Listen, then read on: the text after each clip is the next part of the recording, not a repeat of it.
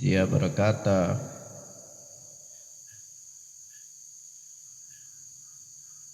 qala Rasulullah sallallahu alaihi wasallam, Rasulullah sallallahu alaihi wasallam bersabda, syarru ta'ami ta'amul walimah, sejelek-jeleknya makanan adalah makanan walimah, yumna'uha man yatiha, yaitu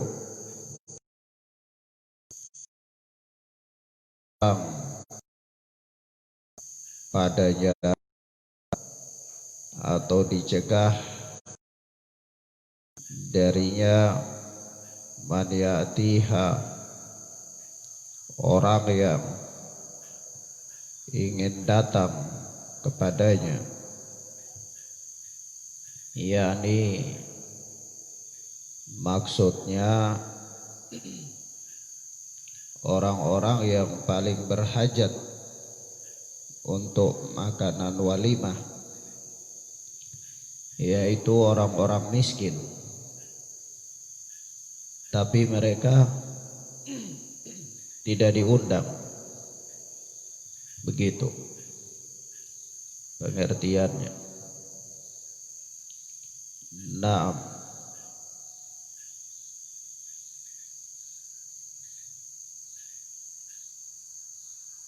yakni orang fakir yang selayaknya datang tidak diundang. Wa yud'a ilaiha man ya'baha, dan diundang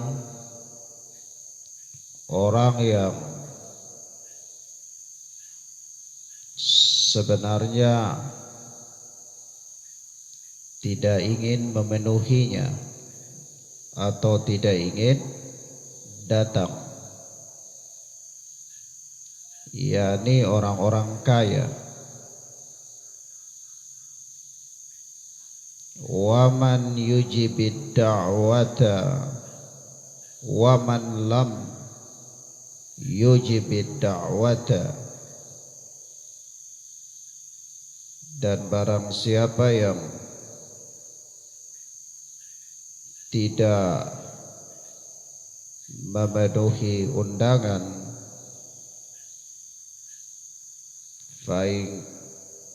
faqada asallaha wa rasulah, maka sungguh dia telah mendurhakai Allah dan Rasulnya. Akhrajahu Muslim. Kata Al-Hafidh, hadis ini diriwayatkan oleh Al-Imam Muslim rahimana wa rahimahullah. Ikhwana fiddin, a'azzani Allahu wa iyyakum. Pengertian umum hadis ini adalah bahwa sejelek-jelek makanan itu makanan walimah yang hanya mengundang orang-orang kaya saja. Orang-orang miskin atau orang-orang fakir, mereka tidak diundang. Yang diundang hanya orang-orang kaya. Maka makanan walimah yang demikian, yang para undangannya adalah terbatas pada orang-orang kaya saja, maka ini syarrut ta'am, sejelek-jeleknya makanan, sejelek-jeleknya makanan. Naam. Kemudian dari hadis ini ada beberapa pelajaran. Pelajaran yang pertama, bahwa selayaknya dan semestinya dalam undangan walimah itu diundang para karib kerabat, teman-teman, dan orang-orang fakir maupun orang-orang kaya. Sudah semestinya.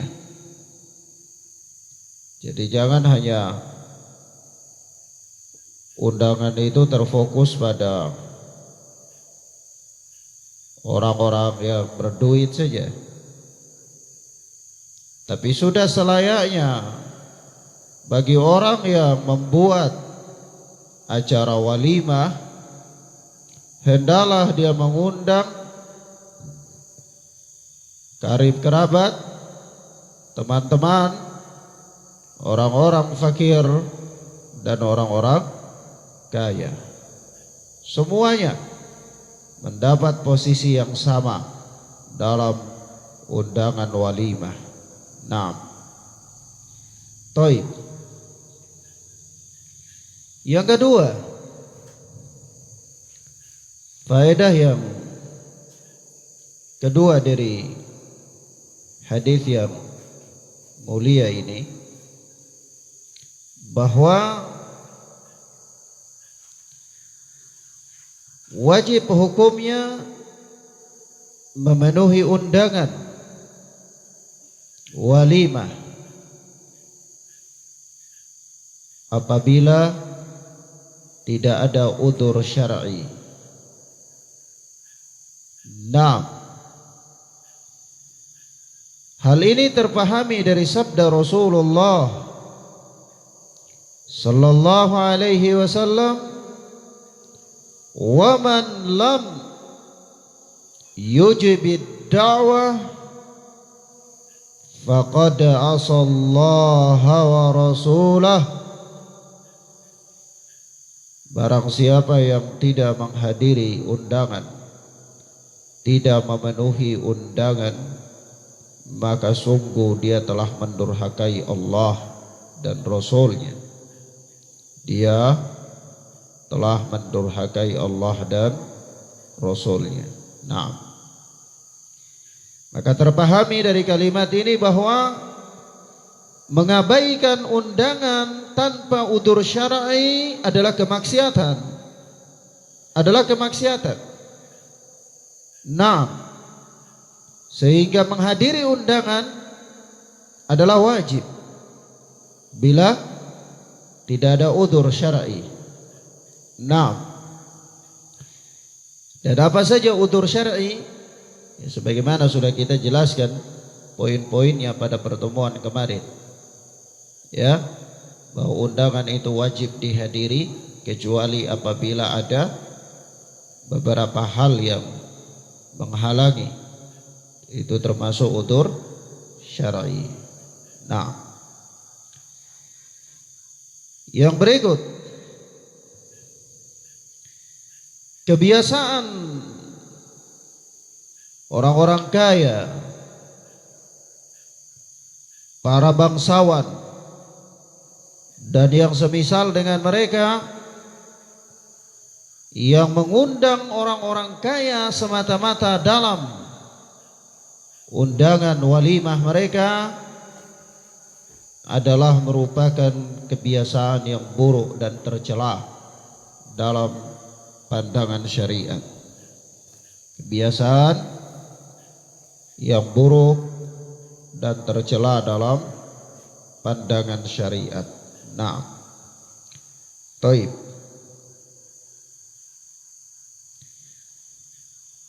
Selanjutnya berkata Al-Hafidh Ibnu Hajar Asqalani rahimana wa rahimahullah wa anhu radhiyallahu anhu qala, dan darinya juga, yakni dari Abu Hurairah radhiyallahu taala anhu, dia berkata,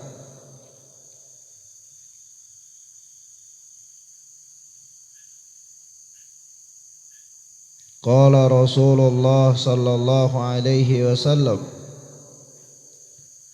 Rasulullah sallallahu alaihi wasallam bersabda, idza du'iya ahadukum falyujib. Rasulullah sallallahu alaihi wasallam bersabda, apabila salah seorang dari kalian diundang, maka datanglah, yakni penuhilah. Apabila diundang, maka penuhilah undangan itu. Fa in kana sha'iman falyusalli, maka jika dia sedang berpuasa, falyusalli, maka hendaklah dia mendoakan. Dia mendoakan orang tersebut. Dia tetap wajib datang walaupun dia sedang berpuasa. Iya, dia berpuasa tidak menggugurkan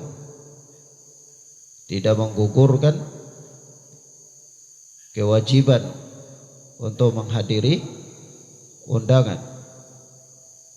Hanya saja kalau dia puasa, dia falyusalli, dia doakan saja orang yang berikan makanan itu. Wa in kana muftiran, dan jika dia tidak sedang berpuasa, falyat'am, maka hendaklah dia makan.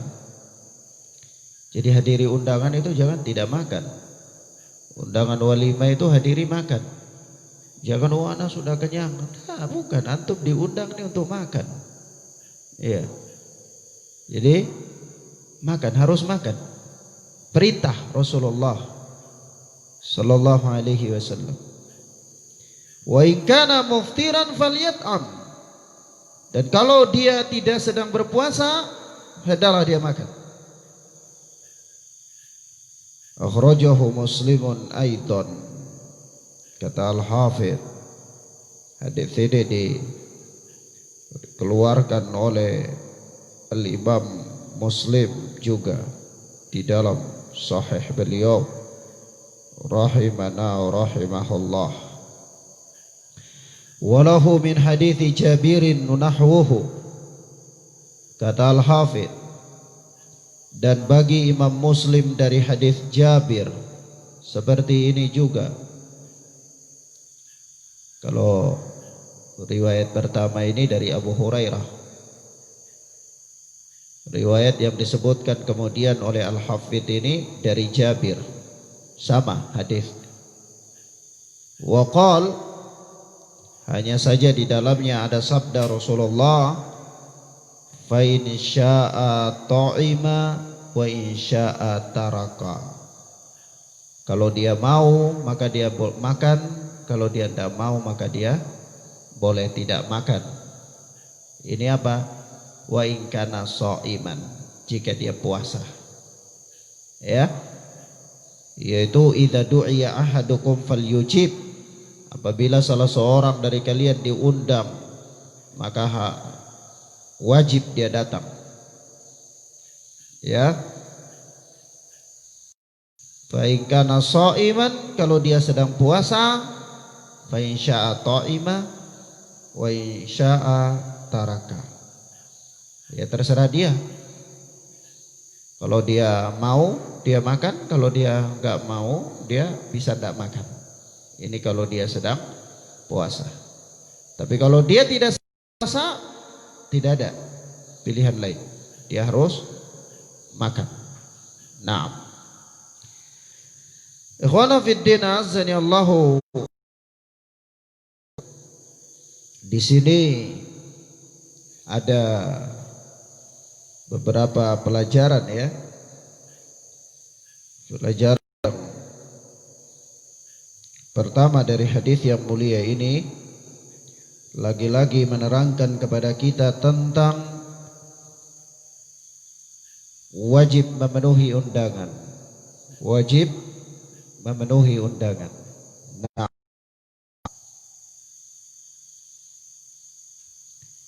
yang kedua,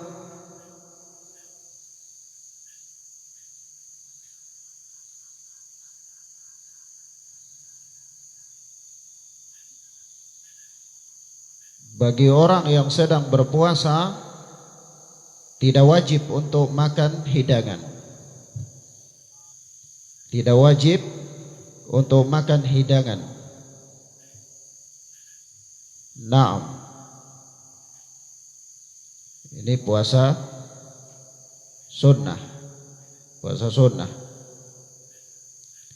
Bagi orang yang sedang puasa sunnah, dia tidak wajib untuk memakan hidangan yang dihidangkan.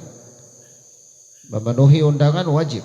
Memakan hidangan yang dihidangkan tidak wajib kalau dia sedang puasa. Ya. Kalau dia tidak ingin makan, dia mendoakan orang yang menghidangkan makanannya.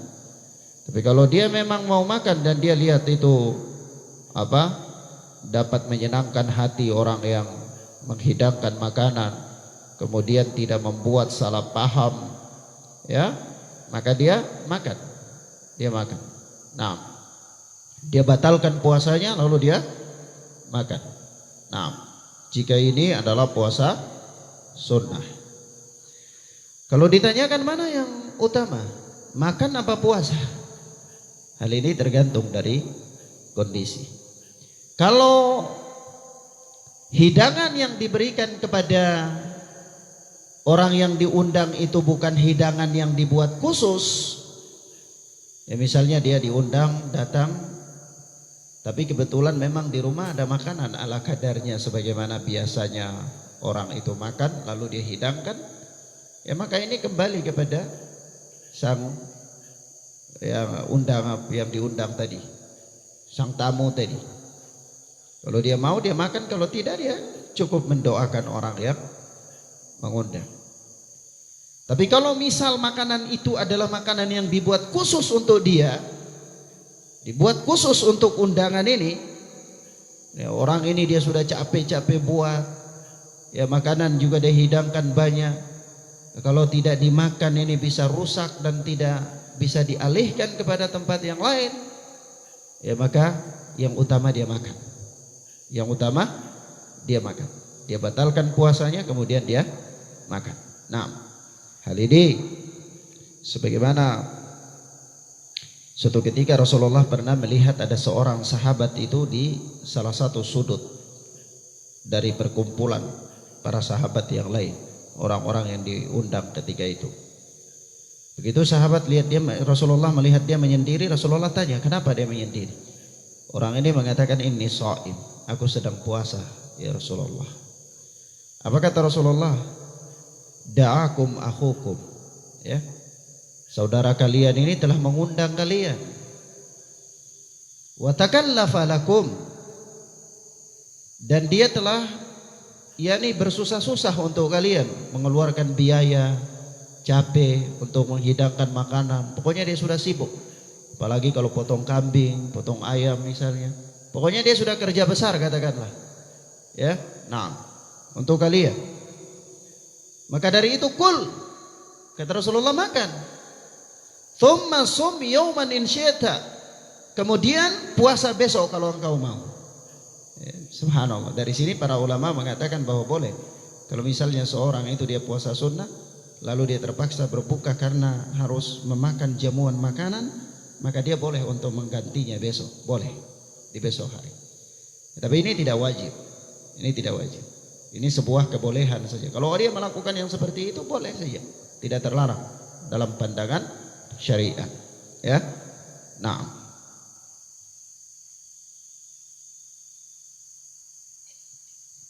Jadi dia mengqadha puasa sunnahnya ya, mengqadha puasa sunnahnya.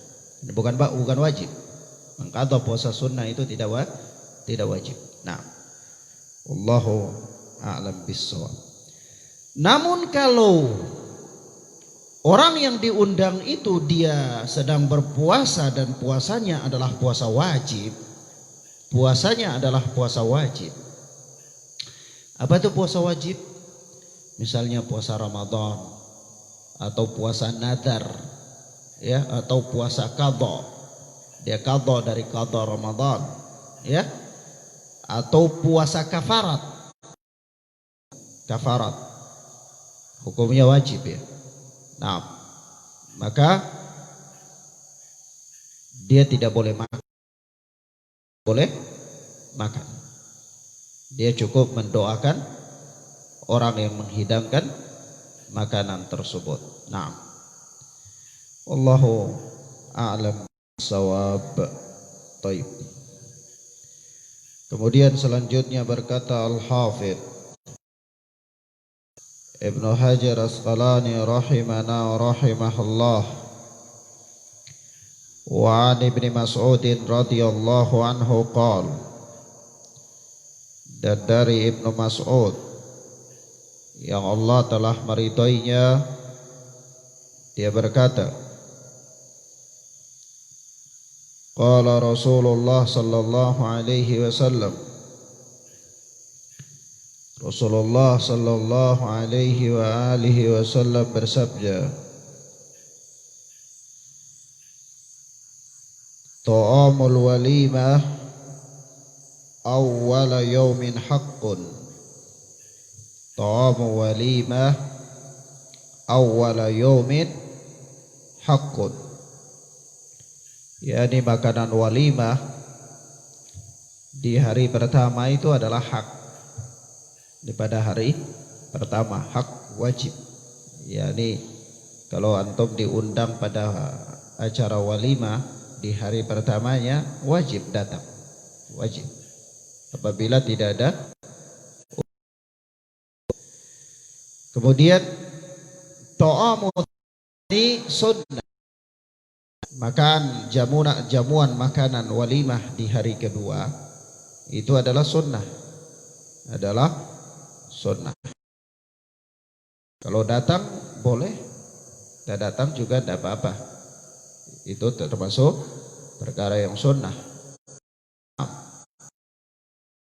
Wa ta'amu yaumi tsalits, dan makanan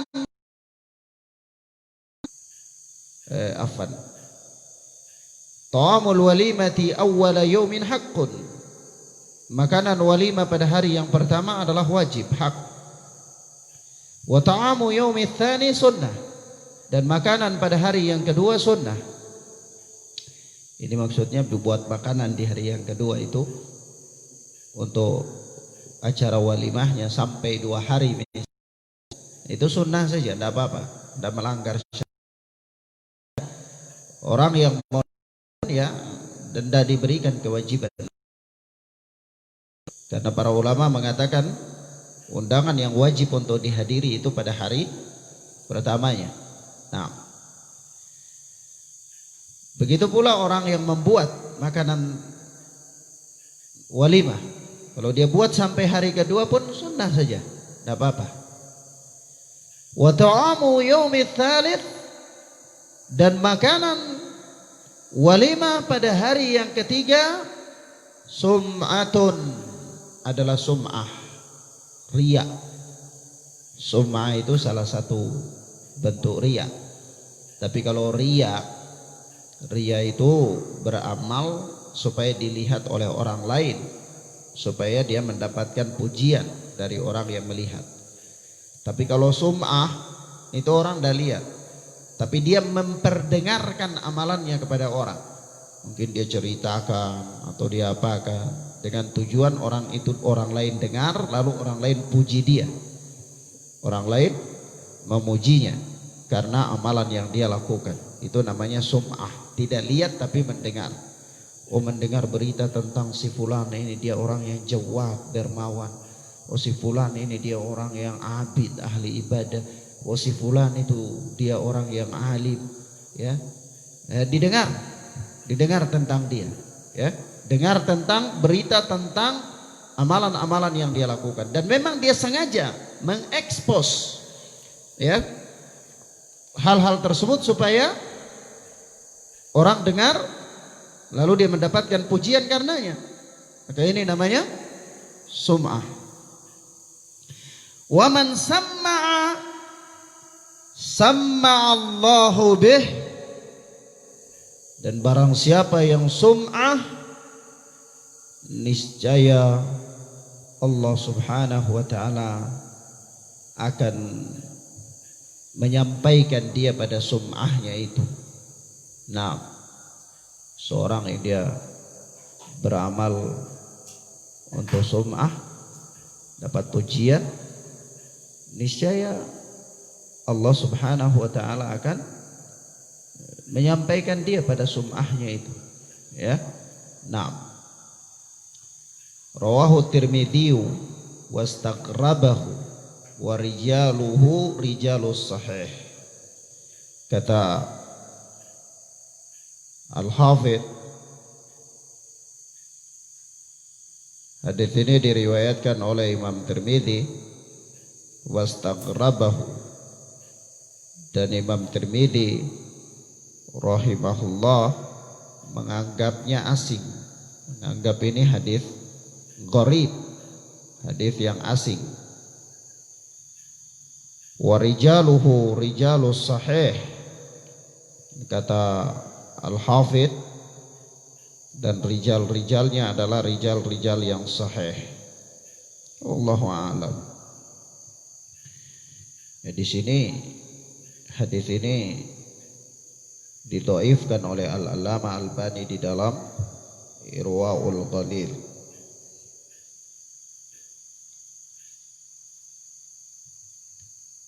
Didhaifkan oleh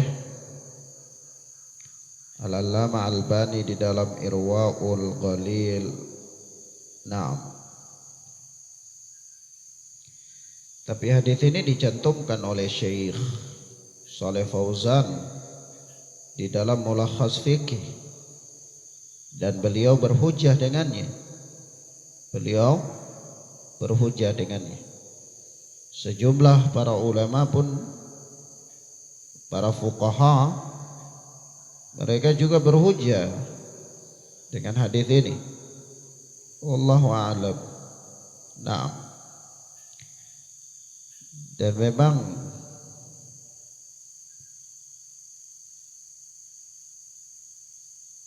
hadis ini memang adalah hadis yang dhaif. Didhaifkan juga oleh Syekh Muhammad Hizam, karena di dalam sanadnya ada rawi yang bernama Ziyad bin Abdullah. Ziyad bin Abdullah, dan dia adalah rawi yang dhaif. Dia rawi yang dhaif. Nah,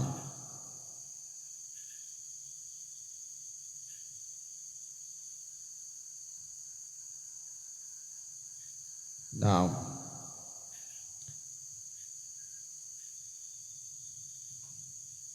dan hadis ini memang dhaif. Wallahu a'lam bissawab. Namun sebagian para fuqaha, sebagaimana yang kita katakan tadi, dan ini dinukilkan oleh Syekh Shalih Fauzan di dalam Mulakhas Fiqh, bahwa memang undangan yang wajib dipenuhi itu adalah undangan yang hari pertama saja, ya, karena memang kebiasaan manusia, ikhwan, mereka berlebih-lebihan dalam membuat walimah ini, sampai di sana ada unsur riya, sum'ah, berbangga-bangga, ya, dan bahkan ada membuang-buang harta. Nah, Wallahu a'lam bissawab. Kata Al-Hafidh, walahu syahidun an Anas inda Ibn Majah. Dan hadis ini juga punya syahid dari Anas bin Malik. Ada hadis lain yang hadis Anas bin Malik yang menjadi saksi penguat atas hadis Ibnu Mas'ud ini. Inda Ibn Majah, yang ada di dalam riwayat Ibnu Majah. Tapi riwayat Ibnu Majah ini juga dhaif, ya. Riwayat Ibnu Majah juga dhaif. Nah, bahkan Syekh Albani mengatakan dhaifun jiddan, sangat dhaif sekali. Nah, ada di dalam sanadnya ada rawi yang bernama Abu Malik dan dia adalah matruk, rawi yang ditinggalkan, matruk. Nah, wallahu a'lam. Selanjutnya berkata Al-Hafidh Ibnu Hajar Asqalani rahimana rahimahullah, wa an Safiyah binti Syaibah radhiyallahu anha qalat, dan dari Safiyah binti Syaibah yang Allah telah meridainya, dia berkata, Aulaman Nabi sallallahu alaihi wasallam ala ba'dhi nisaihi bi muddaini min sya'irin. Bahwa Nabi sallallahu alaihi wasallam membuat walimah, mengadakan walimah terhadap istri-istri beliau, sebahagian istri-istri beliau, dengan bimuddaini min syairin, 2 mud syair, gandum. 2 mud apa? Gandum. Nah,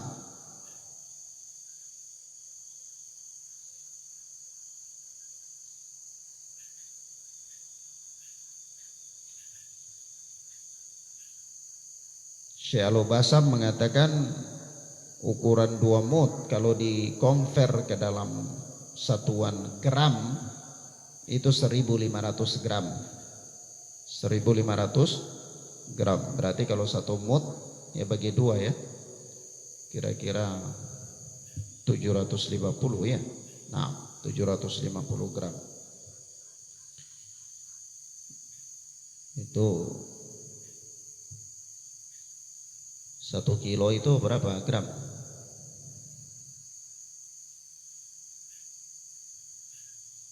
1000 gram 1 kilo. Oh ya, berarti 1,5 kilo ya. Sedikit saja, Masya Allah.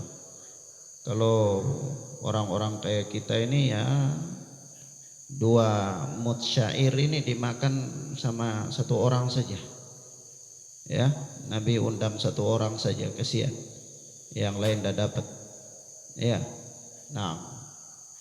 Tapi subhanallah, berkah ya. Masya Allah.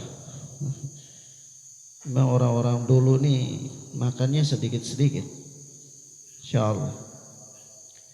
Kalau orang-orang sekarang ini sedikit-sedikit makan, ya.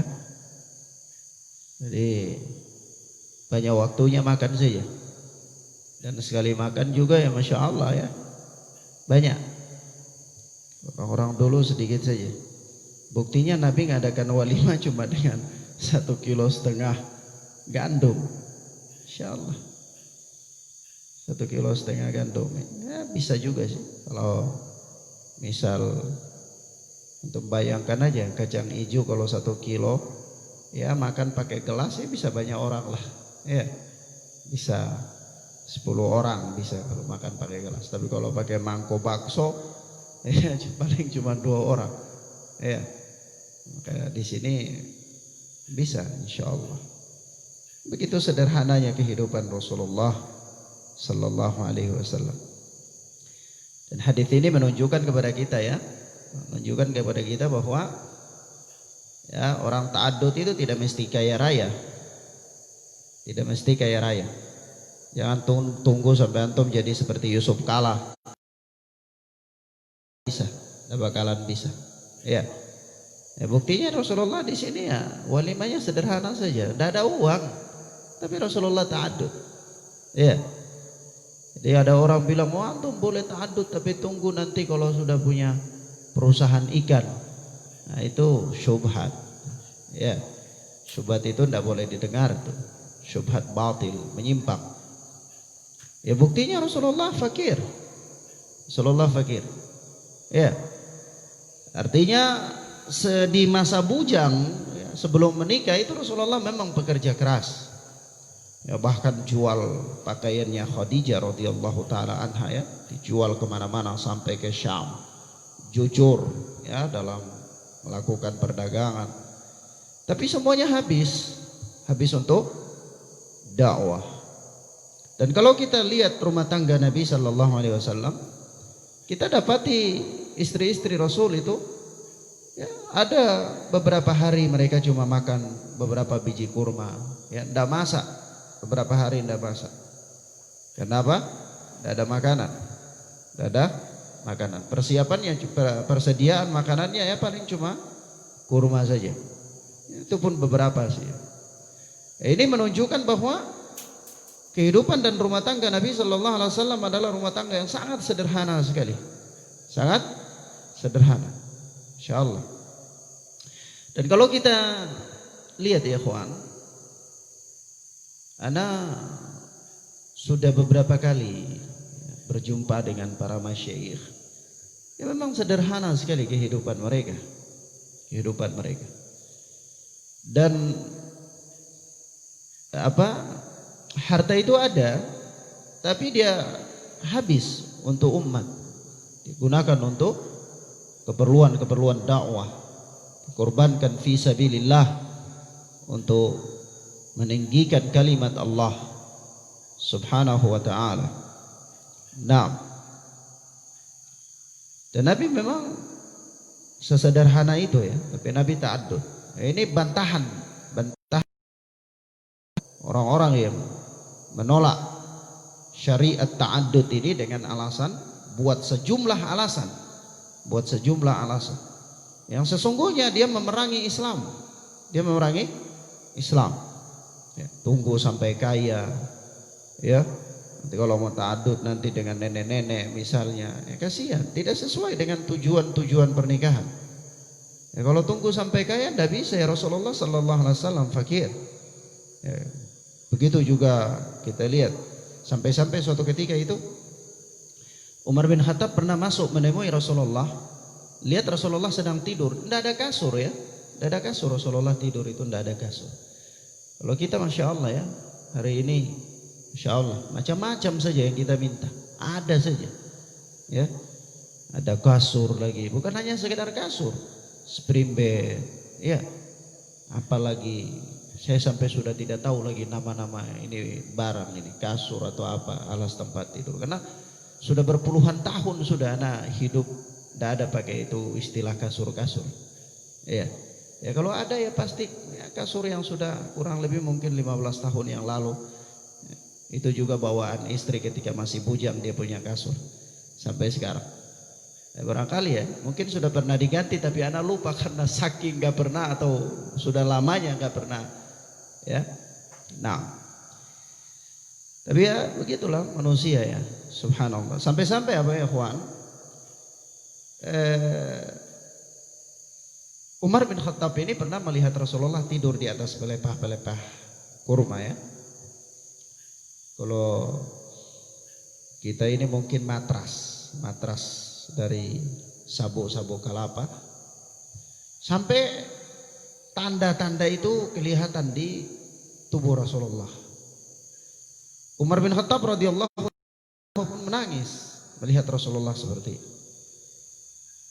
Apa kata Rasulullah? Ya Umar, kenapa engkau menangis? Kata dia, Rasulullah, raja-raja di Persia, raja Romawi, mereka hidup bergelimpangan dengan harta benda, sementara engkau pemimpin dari umat ini, umat Islam, ya, beginilah kehidupan.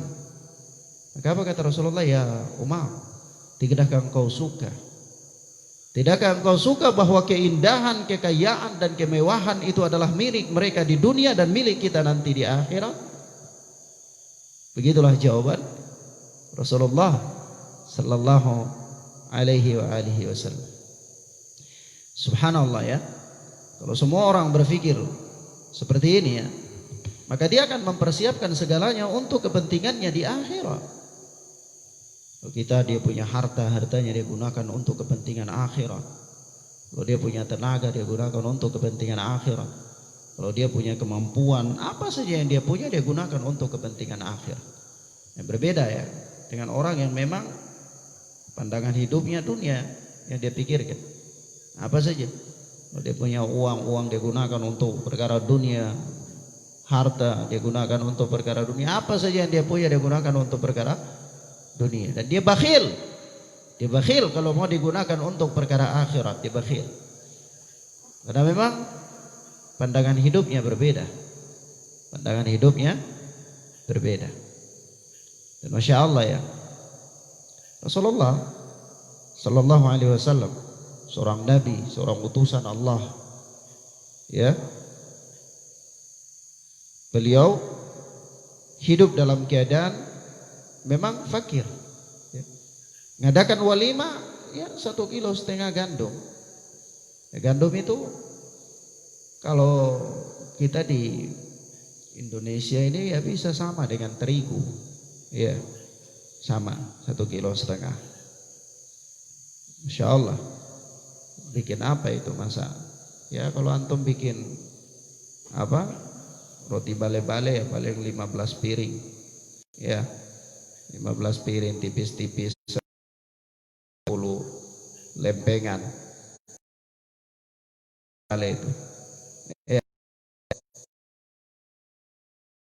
ya cukup untuk acara walimah. Subhanallah ya, luar biasa sekali.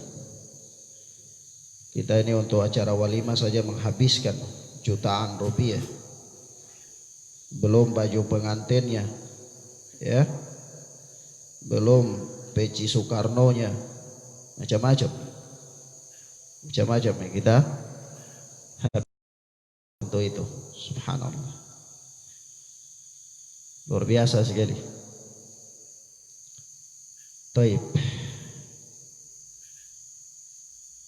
Dan ini hadis ini ya ikhwan, akhrajahul Bukhari, diriwayatkan oleh Imam Bukhari rahimahullah di dalam sahihnya. Dan hadis ini memberikan pelajaran kepada kita bahwa tidak ada batasan minimal dalam membuat walimah, itu tidak ada. Hal ini kembali kepada kondisi masing-masing orang. Kondisi masing-masing orang. Naam. Wallahu a'lam bis-shawab. Taib. Demikian ikhwana fiddin, azani Allahu wa iyyakum. Kita lanjutkan pada pertemuan berikutnya dengan kitab Bulughul Maram biidznillah.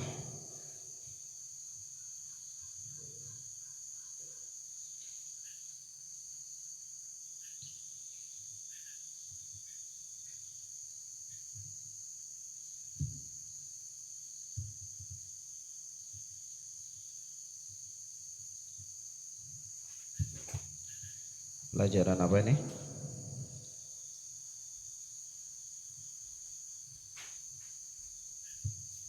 Tafsir.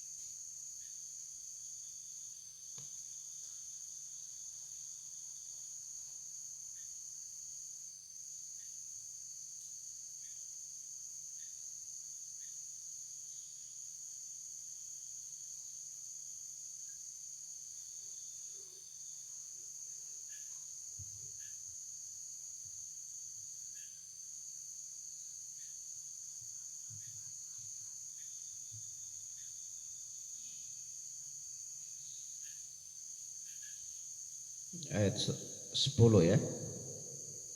Ayat 10 dari surat Ali Imran. Ali Imran. Naam. Iqra ya akhana Zubair.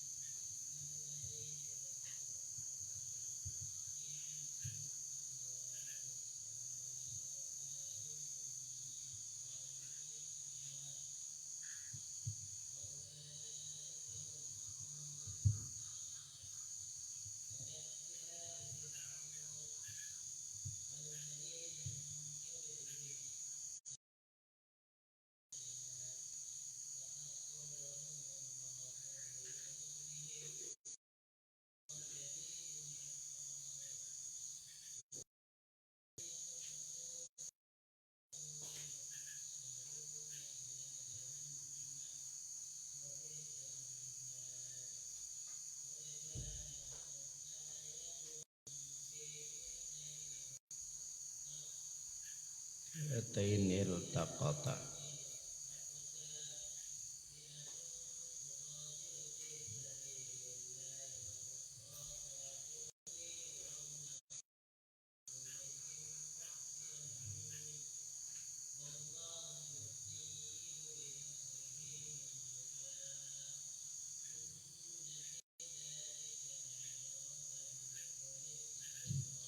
Tayyib, barakallahu fiik. A'udzu billahi minasy syaithanir rajim. Inna kafaru lan tughniya anhum amwaluhum wala auladuhum minallahi syai'a wa ulaika humum waqudun nar kadabi ali fir'auna walladzina min qablihim kadzabu bi ayatina fa akhadhahumullahu bi dzunubihim wallahu syadidul iqab. Qul lil ladzina kafaru satughlabuna wa tuhsyaruna ila jahannam wa bi'sal mihad. Qad kana lakum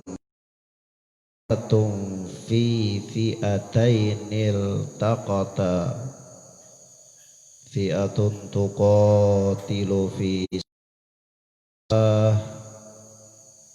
wa ukhra kafiratun yarawnahum mithlaihim wallahu yu'ayyidu binasrihi man yasha' inna fi dzalika la'ibratan liulil absar. Allah tabaraka wa ta'ala berfirman, innal ladzina, sesungguhnya orang kafaru yang kafir itu, sesungguhnya orang-orang yang kafir itu lan tughniya anhum amwaluhum wala auladuhum minallahi syai'a,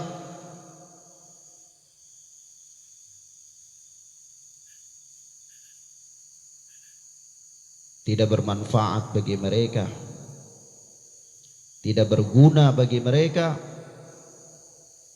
terhadap adab Allah harta mereka dan anak-anak mereka, yakni harta anak-anak yang dibangga-banggakan oleh orang-orang kafir,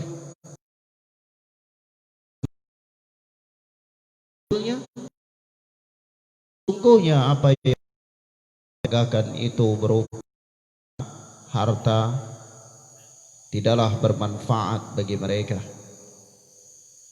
tidak mampu menolak adab Allah, tidak mampu menahan siksa Allah, jalla jalaluh, wa ulaika hum waqudun nar, dan mereka itu orang-orang kafir tersebut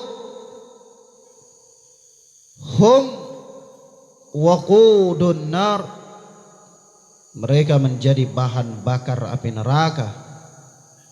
Mereka menjadi bahan bakar api neraka. Di sini ya ikhwan, ayat ini adalah merupakan ancaman Allah Subhanahu wa taala kepada orang-orang kafir.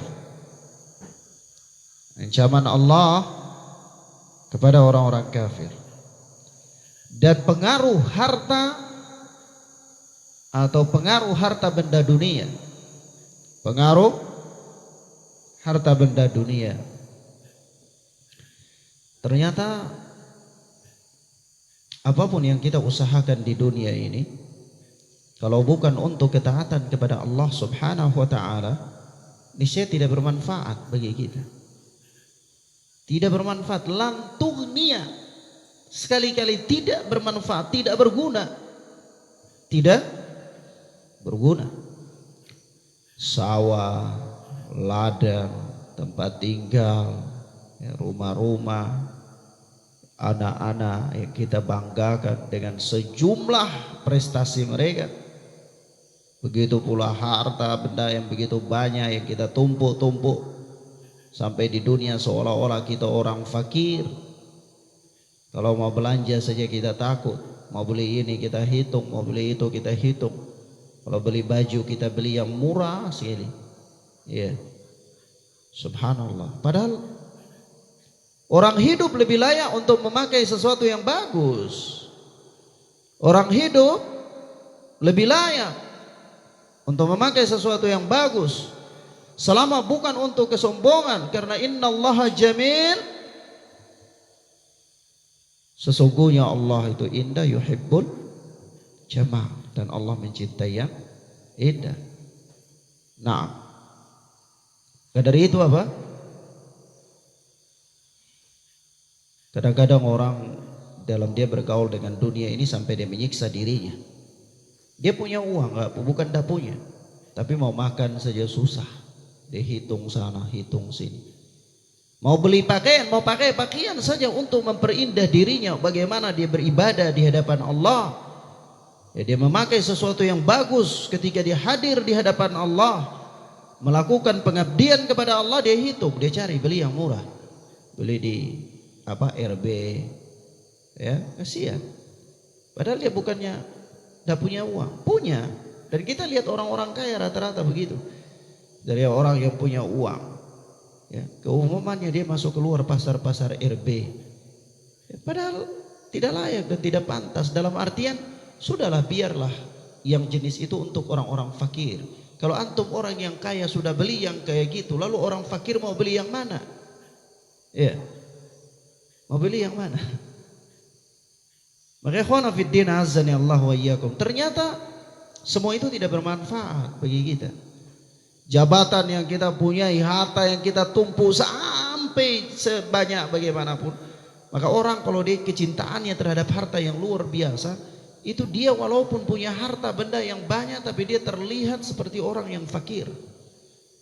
Dia terlihat seperti orang yang fakir.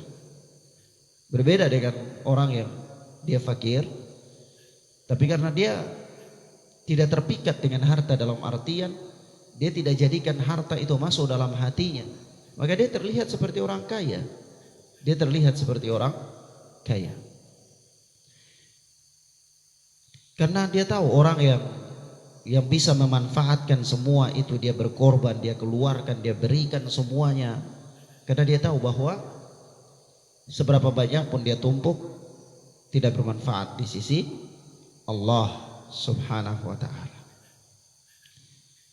Segudang prestasi yang dimiliki oleh anak-anak itu pun tidak bermanfaat, karena dia tidak mampu menyingkirkan siksaan Allah, tidak mampu menahan adab Allah. Apalagi kalau kadang-kadang orang itu dia bangga, ya, Dia punya anak, punya prestasi dalam hal-hal dunia. Padahal prestasi dalam hal dunia itu tidak terlalu penting. Tidak terlalu penting. Kenapa? Karena Allah Subhanahu wa taala, kata Rasulullah, murka itu terhadap orang yang alim dalam ilmu dunia tetapi jahil dalam ilmu agama, ilmu akhirat. Maka yang lebih utama yang harus dikejar adalah alim dalam ilmu akhirat walaupun jahil dalam ilmu dunia. Nah, kemudian orang-orang kafir kalau dia tidak bertaubat, mati dalam keadaan kafir, maka dia menjadi bahan bakar api neraka. Bahan bakar api neraka. Di dalam ayat yang lain ya, dalam ayat yang lain itu Allah Subhanahu wa taala masih mengatakan, "Qul in kana aba'ukum wa ikhwanukum wa azwajukum wa ashiratukum wa amwalun iqtaraftumuha wa tijaratun takhshawna kasadaha wa masakinu tardawnaha ahabba ilaikum minallahi wa rasulih wa jihadun taraktumuhu." Kata Allah Subhanahu wa taala, "Qul in kana aba'ukum." Katakanlah jika sekiranya bapak-bapak kalian, wa azwajukum, dan istri-istri kalian, wa amwalukum, harta-harta kalian, wa ashiratukum, keluarga kalian, wa ashiratukum, dan keluarga kalian, wa amwalun iqtaraftumuha, harta benda yang kalian usahakan itu, ya, wa masakinu tardawnaha, dan tempat-tempat tinggal yang kalian ridhoi, ahabba ilaikum minallahi wa rasulih, lebih kalian cintai daripada Allah dan Rasul, wa jihadan fi sabilih, dan perjuangan di jalan Allah, fatarabbasu, tunggu saja, kata Allah. Jadi kalau kita ada orang yang dia ancam kita, dia katakan tunggu, itu kita pasti takut, dalam keadaan waspada. Iya. Coba ada suatu orang penjahat, dia katakan tunggu ntar nanti. Itu kita sudah pikiran di mana-mana. Atau ada seorang pejabat, dia ancam bawahannya, tunggu ya, ntar. Itu bawahannya sudah tidak bisa tidur. Tapi bagaimana? Yang katakan tunggu ini Allah. Allah katakan fatarabbasu, tunggu saja, hatta ya'ti Allahu bi amrih, sampai Allah mendatangkan keputusan. Wallahu la yuhibbul qaumal fasiqin, dan Allah tidak suka, tidak cinta kepada orang yang fasik, kaum yang fasik. Maka ikhwan, kecintaan terhadap keluarga yang melampaui batas, kecintaan kepada istri-istri yang melampaui batas, kecintaan terhadap harta benda, anak-anak, kecintaan terhadap pertanian-pertanian yang kita usahakan, kecintaan terhadap tempat-tempat tinggal yang kita ridhoi, seolah-olah tidak bisa pindah dari situ. Tempat ini paling nyaman, paling bagus, paling ini dan paling itu, walaupun kita tinggal itu di sarang penyamun, ya, di tempat yang penuh dengan kemaksiatan, tapi karena saking cintanya kita kepadanya, kita tidak bisa pindah dari situ. Semua itu kita lebih cintai, kita lebih ridhoi daripada cinta kita kepada Allah, maka tergolong sebagai kemunafikan. Tergolong sebagai kemunafikan. Kenapa? Karena di akhir ayat ini Allah katakan fatarabbasu, tunggu saja, hatta ya'ti Allahu bi amrih, sampai Allah datangkan keputusannya. Wallahu la yuhibbul qaumal fasikin, dan Allah tidak mencintai kaum yang fasik. Sebelumnya Allah tidak berbicara tentang orang fasik, tidak. Tapi sebelumnya Allah berbicara tentang kalau engkau lebih cinta terhadap bapak-bapakmu, lebih cinta terhadap istri-istrimu, lebih cinta terhadap keluargamu, lebih cinta terhadap tempat tinggal yang harta yang engkau usahakan, lebih cinta terhadap tempat tinggal yang engkau ridhai, maka kemudian Allah tutup dengan Allah tidak cinta kepada orang fasik. Artinya apa? Artinya manusia yang mencintai ini semua melebihi daripada cinta dia kepada Allah. Kalau ada kepentingan ini bertabrakan dengan kepentingan Allah, takarrub kepada Allah, dia singkirkan kepentingan takarrub kepada Allah dan dia pilih kepentingan dunianya, maka ada pada dirinya ciri nifaq. Ada pada dirinya ciri nifaq. Waliyadu billah. Padahal apa di sini? Allah katakan lan tughniya anhum amwaluhum wala auladuhum minallahi syai'a. Anak-anak dan harta mereka tidak bermanfaat bagi mereka sedikit pun terhadap Allah, adab Allah. Kadabi ali fir'aun walladzina min qablihim. Keadaan mereka, keadaan orang-orang kafir tersebut yang berbangga-bangga dengan harta mereka, berbangga-bangga dengan anak-anak mereka, keadaan mereka seperti keadaan Fir'aun, pengikut Fir'aun dan orang-orang sebelum mereka, sebelum Fir'aun, ya, sebelum Fir'aun. Kenapa Allah mengumpamakan mereka dengan Fir'aun? Apa maksudnya? Ya karena Fir'aun salah satu sebab yang menyebabkan kebinasaan dia itu, dan dia berbangga dengan apa? Harta bendanya, kekuasaannya. Ya.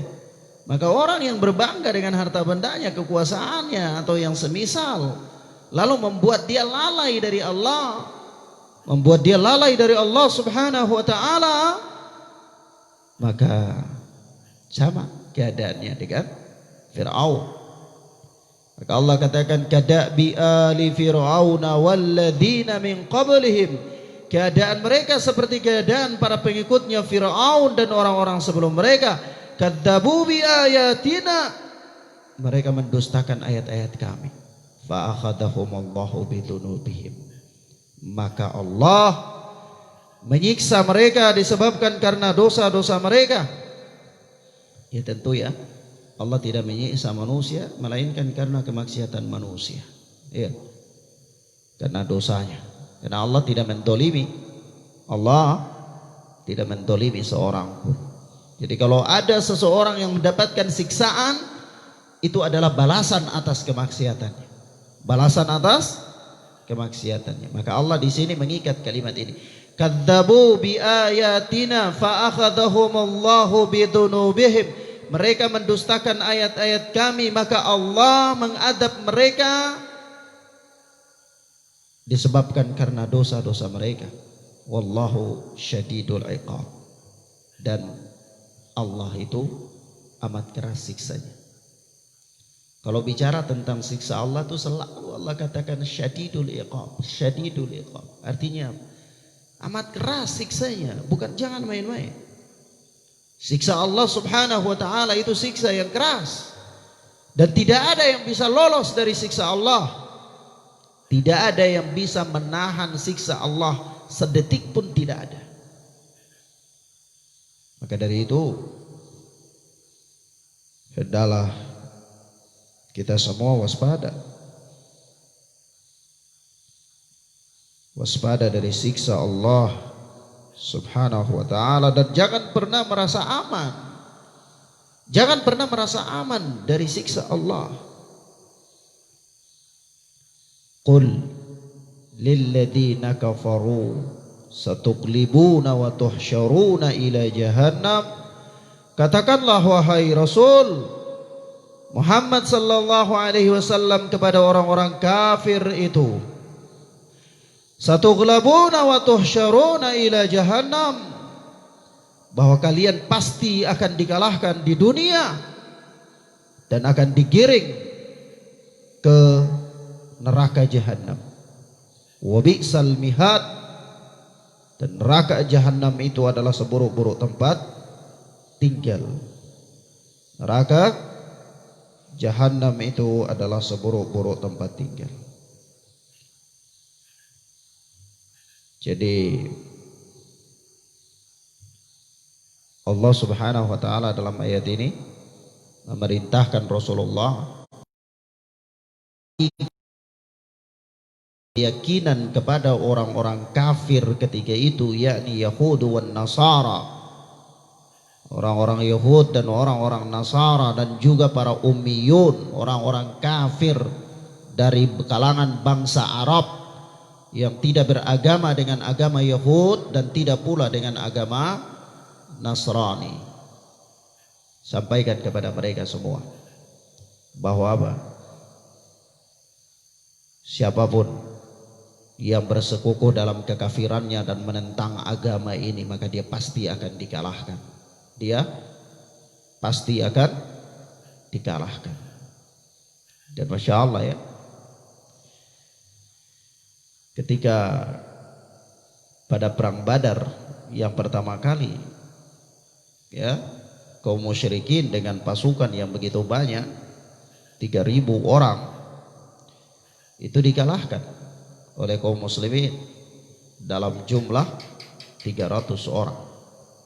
Iya. Nah, maka Allah Subhanahu wa taala menepati janjinya. Allah katakan apa? Satughlabun, di dunia kalian pasti akan dikalahkan. Bagaimanapun keadaan kalian, apapun makar yang kalian lakukan, apa yang kalian rencanakan, maka pasti Allah Subhanahu wa taala akan melahirkan orang-orang yang komitmen dengan agama mereka dan mereka akan mengalahkan kalian. Wa tuhsyuruna ila jahannam, dan di hari kiamat kalian akan digiring ke neraka jahanam. Dan neraka jahanam itu adalah sejelek-jelek tempat tinggal. Sejelek-jelek tempat tinggal. Bagaimana bukan tempat tinggal yang jelek? Dalam neraka itu kata Allah Subhanahu wa taala, yani la yamutu fiha wa la yahya. Di dalam neraka itu penghuninya tidak mati dan juga tidak hidup. Setengah mati, tersiksa. Yani tersiksa tidak sampai mati dan tidak mendapatkan kehidupan yang layak setiap hari sepanjang abad kalau dia kekal di dalam. Tapi kalau dia tidak kekal di dalamnya sampai pada batas yang ditentukan oleh Allah, dia tinggalkan neraka jahanam itu. Ya. Nah,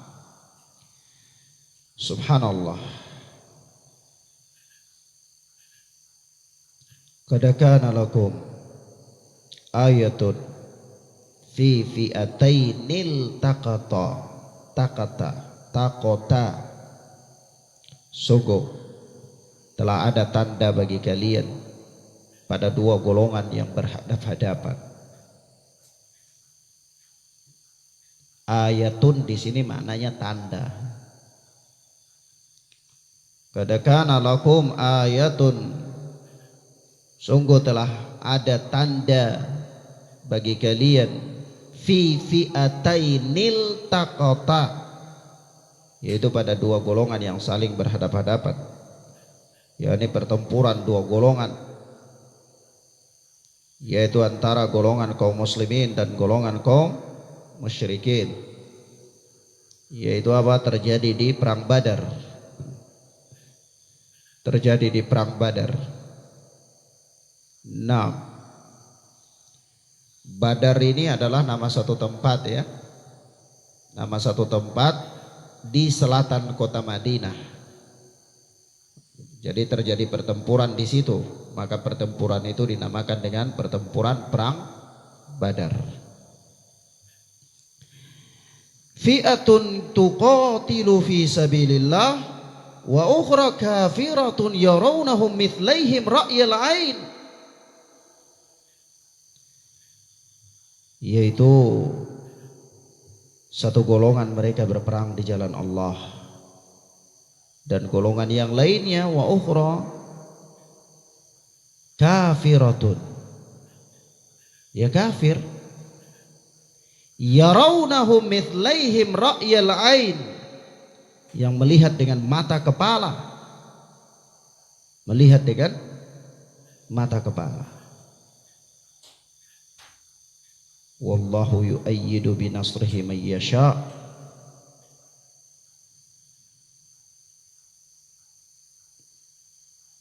yakni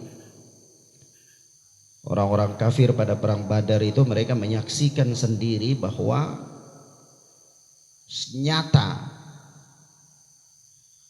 kondisi kaum muslimin itu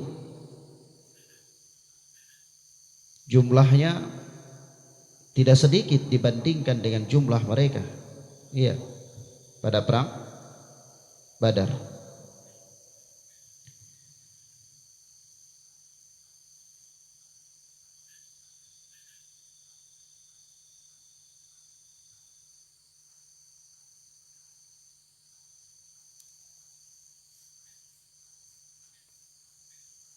Wallahu yu'ayyidu binasrihi man yasha. Dan Allah Subhanahu wa taala menguatkan siapa yang Allah kehendaki dengan pertolongannya. Inna fi dzalika la'ibratan liulil absar. Sesungguhnya yang demikian itu benar-benar terdapat pelajaran bagi orang-orang yang absar, mempunyai hati, maksudnya orang-orang yang berakal, ya. Orang-orang yang berakal.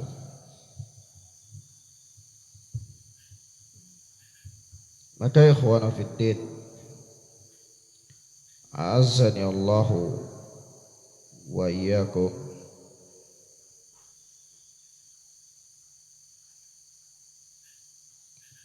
di dalam ayat yang mulia ini ada beberapa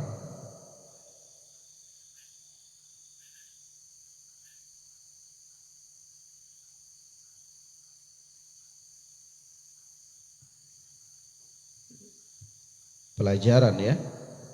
Namun sebelumnya di kalimat ini perlu kita pahami di sini yang harus dipertegas, yaitu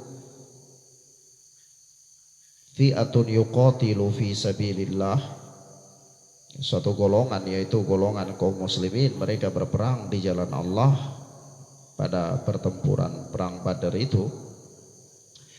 Wa ukhra kafiratun, dan yang lainnya adalah orang kafir tentunya.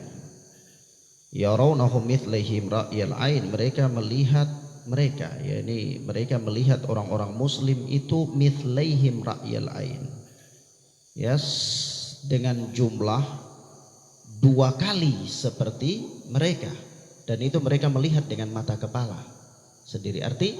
Artinya apa? Padahal kenyataan yang sesungguhnya kan kaum kafir lebih banyak dari kaum muslimin. Tapi itu adalah bagian dari pertolongan Allah, yaitu Allah Subhanahu wa taala menjadikan pada pandangan bahwa orang-orang kaum muslimin pada perang tersebut jumlah mereka lebih banyak 2 kali daripada jumlah orang-orang kafir. Nah, ini salah satu sebab yang membuat orang-orang kafir gentar ketika itu, ya, dan menjadi faktor kekalahan mereka, salah satu faktor kekalahan mereka. Moral mereka jatuh ketika bertemu di dalam medan tersebut.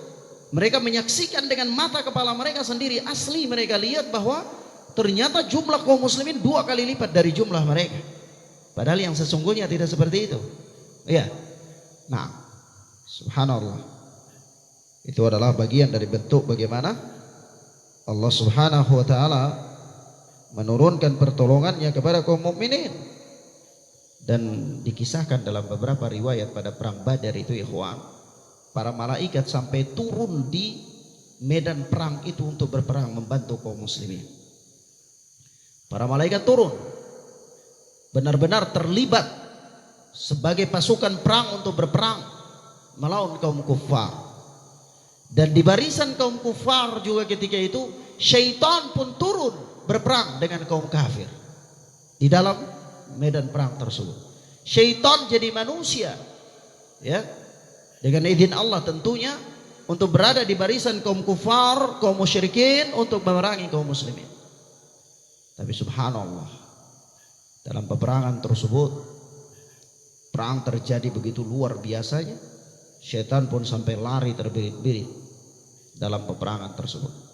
Ya, yang memang apa namanya, kekafiran itu, kekafiran para syaitan. Mereka sebagian adalah pelindung bagi sebagian yang lain. Jadi mereka saling membantu dalam memusuhi kaum muslimin, dalam memusuhi kaum muslimin. Mereka mengambil kesempatan, mengambil kesempatan. Nah, Taib.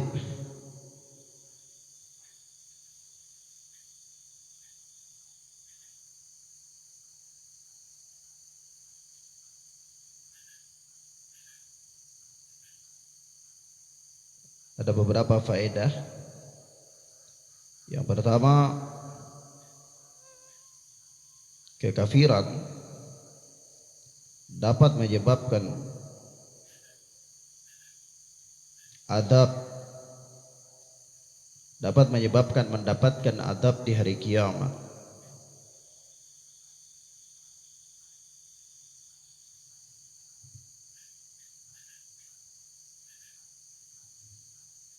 Dan orang yang kafir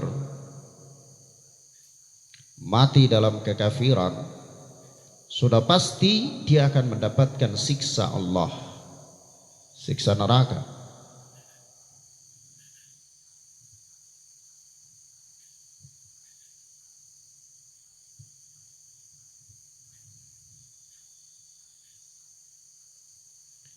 Yang kedua, kekuatan material, kekuatan materi, kekuatan materi seperti harta, anak, pasukan, kelompok, perbekalan, ya, ini hal materi, anak, harta, pasukan, kelompok, perbekalan, ya, bagaimanapun besarnya jumlahnya, sungguh dia tidak dapat menolong dari adab Allah sedikit pun.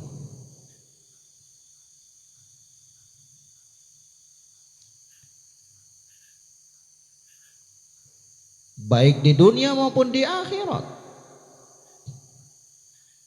Baik di dunia maupun di akhirat. Artinya semua ini, ya kalau Allah berkehendak di dunia, maka dia tidak akan bisa menolong dari adab Allah di dunia. Lebih-lebih lagi di akhirat, sudah pasti, ya, bahwa harta, anak-anak, kekuatan pasukan, jumlah perbekalan dan seterusnya tidak akan bermanfaat, tidak bisa menolak adab Allah. Nah, maka dari itu sebagai seorang mukmin, dia jangan terkecoh dengan kampanye dan propaganda media kafir yang selalu membesar-besarkan kekuatan materi mereka, sehingga seorang mukmin dia harus dari hari ke hari memperkuat keimanannya, karena sebab kemenangan itu bukan ada pada kuatnya materi, ya, semata-mata tidak terletak pada itu. Kemenangan, turunnya pertolongan Allah itu semata-mata tidak datang pada kuatnya materi, tidak datang pada jumlah kita yang banyak. Berapa banyak jumlah yang banyak itu dikalahkan oleh jumlah yang sedikit, ya. Berapa banyak perbekalan yang canggih itu dikalahkan oleh perbekalan ala kadarnya. Ya, satu bukti saja, ya, bukti perjuangan untuk membebaskan, ya, manusia di Republik ini dari penjajahan Belanda, Portugis, Jepang, Inggris, ya, itu rakyat Indonesia ini tidak punya persenjataan yang canggih, tidak punya perbekalan tempur sebagaimana perbekalan tempurnya Belanda, Jepang, Inggris. Tapi apa yang terjadi? Allah Subhanahu wa taala memberikan kemenangan kepada mereka. Ketika itu dalam perjuangan merebut kemerdekaan Republik ini, itu bangsa Indonesia belum terbentuk, belum ada. Apalagi pesawat tempur, ya. Bangsanya saja belum ada, apalagi perbekalan berupa pesawat tempur, tank, ya, hal-hal yang tidak ada, sama sekali tidak ada. Tapi Allah Subhanahu wa taala dengan rahmatnya memberikan kemerdekaan kepada bangsa ini. Bukti konkret dalam sejarah merebut kemerdekaan Republik Indonesia ini. Maka dari itu, sekali lagi, kekuatan materi bukan satu-satunya sebab untuk mendapatkan pertolongan Allah atau untuk mendapatkan kemenangan, bukan. Maka sebagai seorang mukmin, dia tidak usah terkecoh, terprovokasi dengan media barat yang mengkampanyekan setiap hari dari zaman ke zaman, dari waktu ke waktu tentang kehebatan dan kecanggihan mereka. Loh, pertolongan Allah itu datang bukan pada canggihnya persenjataan, bukan. Lalu kenapa kita mesti panik? Yang kita harus lakukan adalah bagaimana membentuk karakter kita menjadi karakter seorang muslim sejati. Kokoh keimanan kita, bagus keilmuan kita, mantap ketakwaan kita, yang dengan begitu turunlah pertolongan Allah Subhanahu wa ta'ala. Nah, begitu juga antum lihat ya, ketika para mujahidin di Chechnya itu mereka berjuang untuk merdeka, melepaskan diri dari Rusia. Dari apa? Dari Rusia. Itu Rusia punya persenjataan luar biasa, perbekalan militer, perlengkapan, bukan main-main. Dia negara besar, Uni Soviet, ya, negara besar. Tapi Allah Subhanahu wa ta'ala memberikan pertolongan kepada para mujahidin di Chechnya dengan perbekalan ada apa adanya, persenjataan ala kadarnya, ya. Nah, maka ini sekali lagi bahwa memang pertolongan Allah itu ada bukan pada kekuatan materi, ya. Nah, apakah harta banyak, anak-anak, pasukan banyak, persenjataan perang yang melimpah? Bukan pada itu. Nah, toib. Yang ketiga, perbuatan dosa dapat menyebabkan datangnya azab Allah baik di dunia maupun akhirat. Baik di dunia maupun akhirat. Ya. Insyaallah ya.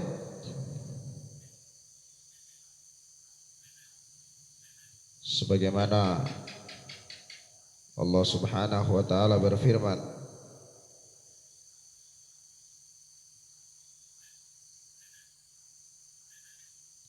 man ya'mal su'an yujza bih. Barang siapa yang melakukan keburukan, maka dia akan dibalas dengan keburukan pula. Jadi orang yang melakukan dosa, kemaksiatan, dapat menyebabkan datangnya azab Allah. Maka hendaklah kita semua bertakwa kepada Allah Azza wa Jalla. Jangan sampai kelalaian kita, kedurhakaan kita, ya, mendatangkan azab Allah Subhanahu wa ta'ala, mendatangkan murka Allah. Dan begitupun Allah Subhanahu wa ta'ala berfirman, wa ma asabakum min musibatin fa bima kasabat aydikum.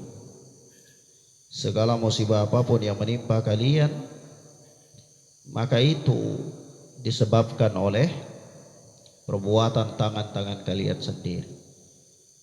Sekali lagi di sini nas-nas yang menjadi penguat bahwa perbuatan dosa dapat menyebabkan datangnya azab Allah baik di dunia maupun di akhirat. Maka ittaqillah, bertakwalah kepada Allah Azza wa Jalla. Yang keempat, tercelanya sikap bangga diri dan sombong. Bangga, sombong dengan kekuatan materi, ya, kemampuan berperang atau jumlah yang banyak, tercela.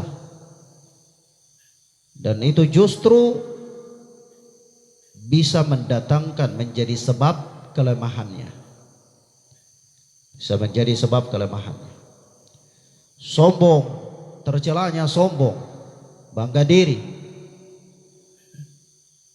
Hal itu tercela dan justru bisa menjadi sebab kelemahannya. Sebagaimana berapa banyak orang yang bangga dengan jumlah mereka yang banyak, namun kemudian mereka kalah, mereka dikalahkan. Iya. Bagaimana orang yang kuat, coba antum melihat dalam peperang Jalut, ya, itu Nabi Allah Daud alaihi salatu wassalam, itu kan dia masih kecil saja, iya, dia mengalahkan raja yang besar, perkasa lagi, jadi kalahkan dengan apa? Batu saja, batu kerikil kecil, ya. Nah, yang berikut,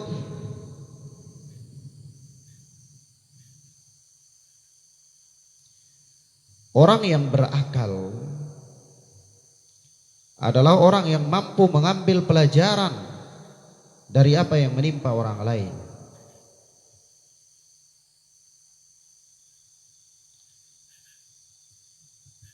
Kalau Allah memberikan adab kepada seorang karena kemaksiatannya, kalau Allah mengalahkan seseorang karena kesombongannya, maka mestinya orang yang cerdas dia mengambil itu sebagai pelajaran. Supaya apa? Supaya dia tidak terjatuh ke dalam apa yang orang tersebut terjatuh padanya, ya. Hanya orang yang bodoh saja yang tidak bisa mengambil pelajaran, tidak punya mata hati. Nah,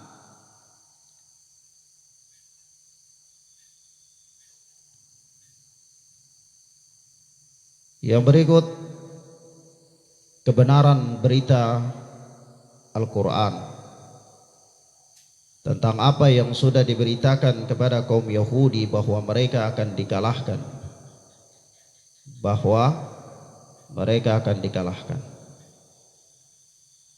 dan pada kenyataannya memang mereka dikalahkan. Sehingga ini menjadi suatu bukti kebenaran Al-Quran, menjadi satu bukti kebenaran Al-Quran, bahwa Al-Quran itu adalah wahyu. Al-Quran itu adalah wahyu. Apapun yang Al-Quran bicarakan yang belum terjadi, dan alhamdulillah terjadi, ya. Ini bukti bahwa Al-Quran itu adalah wahyu. Nah, dan kaum Yahudi terkalahkan. Maka dari itu, apapun yang dijanjikan oleh Allah Subhanahu wa taala dalam Al-Quran untuk orang-orang yang beriman, untuk orang-orang yang bertakwa, semuanya akan terjadi. Semuanya akan terjadi. Karena Al-Quran itu benar dan akan terbukti. Ya, kitanya saja yang belum mengaplikasikan apa yang diperintahkan. Kalaulah Allah Subhanahu wa taala mengatakan bahwa Allah akan memberikan jalan keluar kepada orang yang bertakwa, Allah akan memberikan rizki dari tempat yang tidak diduga-duga kepada orang yang bertakwa, lalu kita belum mendapatkan itu, ya itu berarti karena memang kitanya saja yang belum sampai pada derajat ketakwaan. Iya. Kenapa? Karena berita yang diberitakan dalam Al-Quran itu benar adanya. Nah, taib. Demikian akhwana fiddin, a'azzani Allahu wa iyyakum, beberapa hal yang bisa kita sampaikan pada kesempatan yang mubarakah ini.